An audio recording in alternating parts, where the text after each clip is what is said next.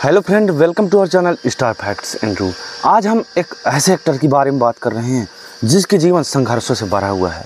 जी हाँ दोस्तों, उन्होंने इंडस्ट्री में आकर ऐसा उनका जीवन में दौर आ गया था कि वो मात्र 50 रुपये फीस लेकर कुछ भी काम करने के लिए तैयार हो गए थे। जी हाँ दोस्तों, क्या होता है कि बॉलीवुड का सफ़र इतना आसान नहीं होता है। इसमें इस्टेब्लिश होना, स्थायी रूप से अपना रुतबा हासिल कर पाना उतना ही कठिन होता है जैसे कि अन्य काम में अपना एक्सपीरियंस को फॉलो करना होता है। जी हाँ दोस्तों, ऐसे ही एक एक्टर के साथ हुआ जब वह करियर के लिए स्ट्रगल करता रहा लेकिन उसने अपने करियर में हार नहीं माना और मुंबई में थमे रहे और 50 रुपये तक में वो टैक्सी चलाने के लिए तैयार हो गए थे कि कैसे भी करके मुझको महीने का 50 रुपये तो दे दो, मैं इस शहर में थमना चाहता हूँ, स्टार बनना चाहता हूँ। लेकिन होता यह है दोस्तों कि तकदीर हमारे कर्मों को देखता है कि हमारे अंदर क्या कला है, उसके अनुसार से ही कर्म का फल देता है। ऐसे ही हुआ एक एक्टर के कर्म के अंदर जो कला छिपा हुआ था वह आगे बढ़ा और एक महा एक्टर बन गया। जी हाँ दोस्तों, तो चलिए हम नाम को गुप्त न रखते हुए स्पष्ट बताते हैं कि वो एक्टर कौन है। वो एक्टर कोई और नहीं दोस्तों, इस सदी के महानायक कहे जाने वाले अमिताभ बच्चन हैं।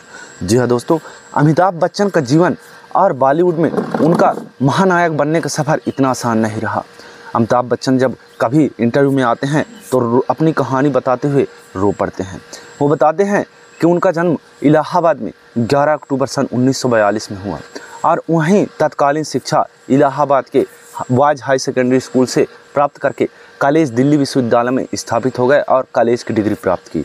लेकिन दोस्तों उनका सपना था कि मैं फिल्म में आना चाहता हूँ।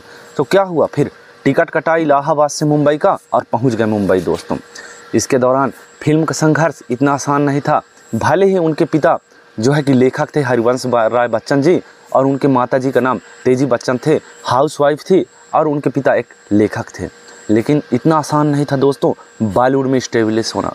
जब अमिताभ बच्चन बताते हैं जब वो मुंबई पहुँचे तब उनके पास खाने के लिए दाना पानी नहीं था और ना जेब में 1 रुपये थे। तब दोस्तों उनको जब फिल्म में शूटिंग के लिए बुलाया गया तो पहले वो स्पॉट बॉय का काम किया करते थे। इसके दौरान दोस्तों कैसे भी करके उनको 1969 में 7 हिंदुस्तानी फिल्म प्राप्त हुआ, लेकिन दोस्तों यह फिल्म थिएटर पर नहीं चली और बुरी तरह से फ्लॉप हो गई। बॉलीवुड सिनेमा के दर्शकों ने इसको सिरे से नकार दिया और यह फिल्म बुरी तरह से पिट गई। इसके बाद उनकी अगर असली ज़िंदगी जो शुरुआत होती है महानायक बनने का तो वह 1973 से प्रारंभ होती है, जब रिलीज होती है उनकी दमदार आइकॉनिक और ब्लॉकबस्टर फिल्म जंजीर। जंजीर से हुए इतने तगड़े सुपरस्टार बन जाते हैं कि फिल्मों की उनके सामने लाइन लग जाती है। डॉन से लेकर शोले और फिर अग्निपथ से लेकर अभी तक जितने भी फिल्में हैं उनके पास फिल्मों की कोई कमी नहीं रह गई दोस्तों। लेकिन अमिताभ बच्चन जी बताते हैं कि मेरी ज़िंदगी में कई ऐसे उतार चढ़ाव आए हैं। जब मेरी फिल्में नहीं चल पाती थी तो मैं 50 रुपये के लिए तरसता रहता था महीने भर के खर्चे के लिए, तो मैं टैक्सी चलाने तक के लिए तैयार हो जाया करता था। इसी दौरान अमिताभ बच्चन जी बताते हैं कि टैक्सी चलाने के लिए तैयार हो जाता था और कैसे भी करके मुझे 50 रुपये महीने का तनख्वाह चले। और अमिताभ बच्चन जी रोते रोते भी यह बताते हैं कि उन दिनों मेरे पास रहने खाने तक का जुगाड़ नहीं था, तो मैं मुंबई के मरीन ड्राइव यानी समुद्र के किनारे में जो टेबल लगे रहते हैं उन्हें मैं खाना पीना करके वहीं सो जाया करता था। मेरे संघर्ष का दिन बहुत लंबा तक चला।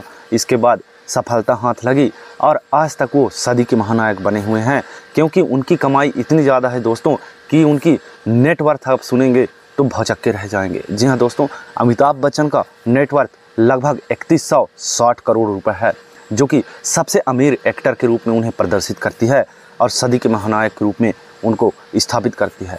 लगभग 200 फिल्मों में काम कर चुके अमिताभ बच्चन आज सदी के महानायक कहे जाते हैं और बताते हैं कि मेरी ज़िंदगी में बहुत ऐसे उतार चढ़ाव आए हैं जिनको मैंने झेला, लेकिन कभी जो है कि कदम पीछे नहीं लिया और इन सभी चीज़ों को मैं झेलता गया, संघर्ष करता गया और आज मैं इस मुकाम पर पहुंचा हूं।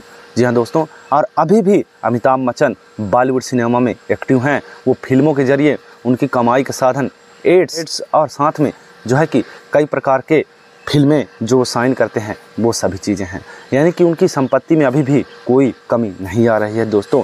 तो ऐसे हैं अमिताभ बच्चन, लगभग 3160 करोड़ रुपए को उनकी नेटवर्थ है दोस्तों।